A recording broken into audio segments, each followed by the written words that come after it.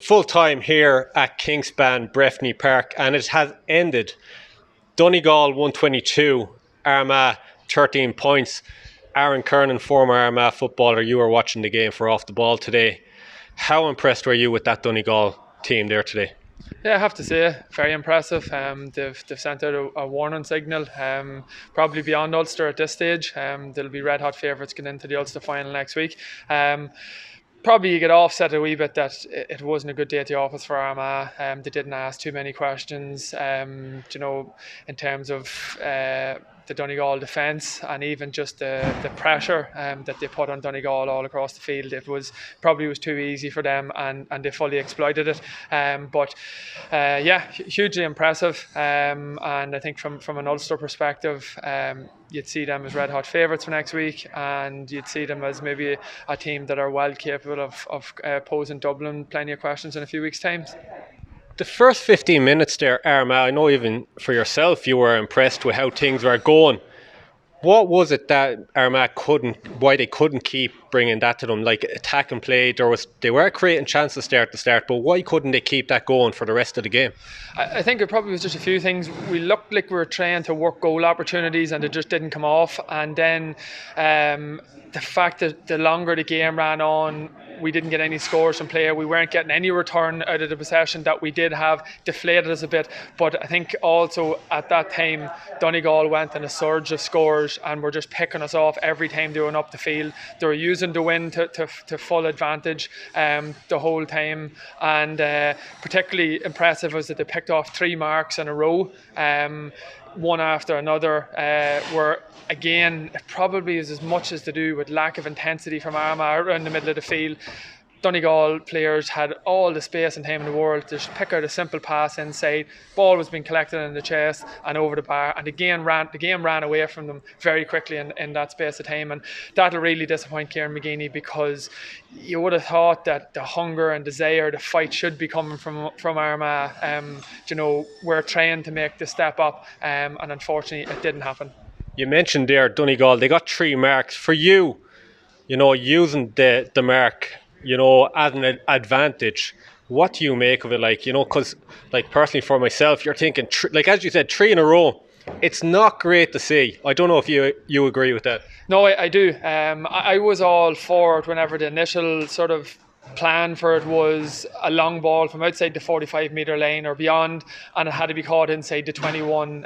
For me, I like that one because it's more of a contested one. Then the ball obviously has to travel further. It has to be a better pass, and it's the sort of thing that could get you out of a hole. If you're really stuck, put it in long, and it's a one-on-one contest, and you can get your mark. Where at times you would see a man hitting the ground and swarm with 3 or 4 men and blowing up for overcarrying. But I think as it is at the moment, it's not for me. Like I said, the 3 scores that Donegal ended up getting, the men were all catching the ball in their chest or sliding on the ground to catch it, but there was no spectacular catches. There was none that, it was 1-on-1 whenever they were catching it. If they wanted, they could have got up and played on in normal terms. So for me, I don't think it's working. I think football is changing and has evolved from maybe your mass defences. So it's something, to be honest with you, I would like to see removed again in the near future, but I don't know whether that'll happen or not.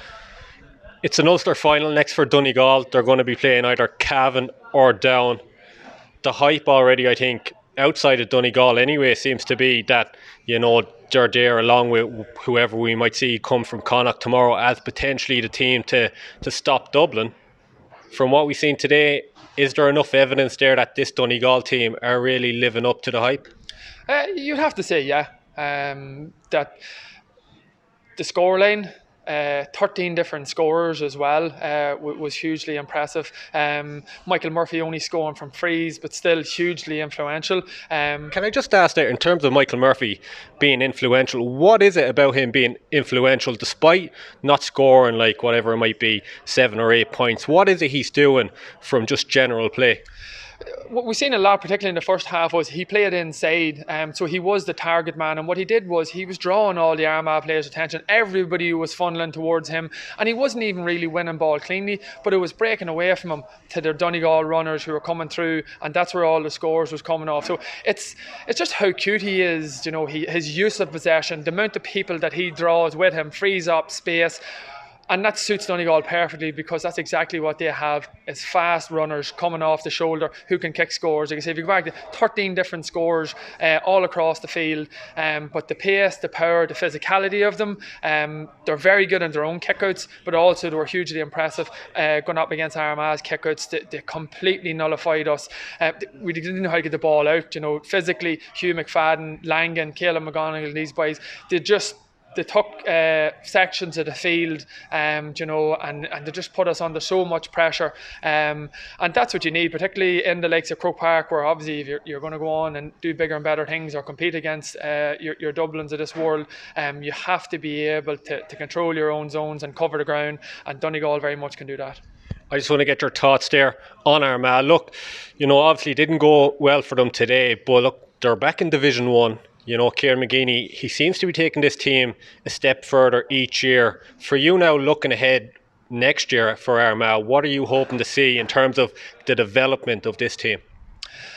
Well, I think really they need to park what's just happened today and learn from it, because Kieran said after the Clare game, you might be careful what you wish for, and he was obviously delighted that the goal was get back to Division 1 and he got that. But I would say that comment, probably there was a bit of reality linked to it as well, and I think that is the reality today. That's Division 1 standard football now. That's what they're going to come up against for 7 weekends next year. And I think in terms of, I suppose, the sort of body makeup even of Donegal, you could see nearly the difference. They looked like a top-class inter-county team that have been competing at an elite level, and it showed that we still have a way to go. Now, that's physical training. That can be done. That can be developed if the attitude and the mindset is there, which I do believe it will be with that group. But like I say, today's result has to be parked. They have to want to learn from it. They have to want to improve as a group and individually, because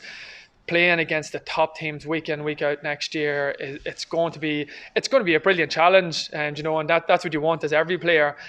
But they're going to be posed questions on a weekly basis now that this group has never had. They've been going from 2 to 3 for a number of years, and they now are up with the big boys. And I suppose today is just a wake-up call of the work that's needed to be done by the players. Now, before we go, we warm up, get the stove on, the soup into us. Mickey Harte stepped down as Tyrone manager yesterday. I know you've come up against many great Tyrone teams down through your playing days. What made Mickey Harte such a special manager? What made him such a unique person in the GAA? I think he was very much a player's man. Everywhere he went, whether it was at school, club or county, he was successful.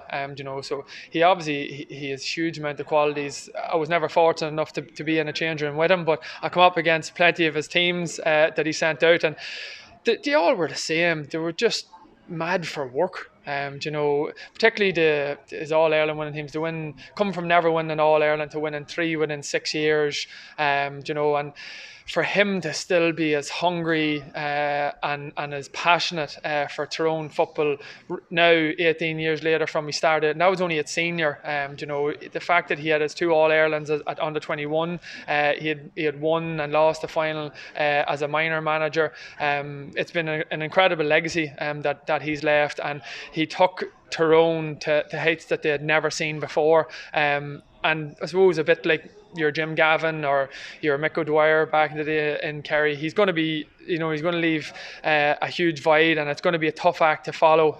But I think you could leave that for a few days and let the Tyrone County Board worry about who the next person is. And I think Mickey deserves all the plaudits that he can get, and he should sit back and enjoy them over the next few days. Absolutely, Mickey Harte, a legend of the game.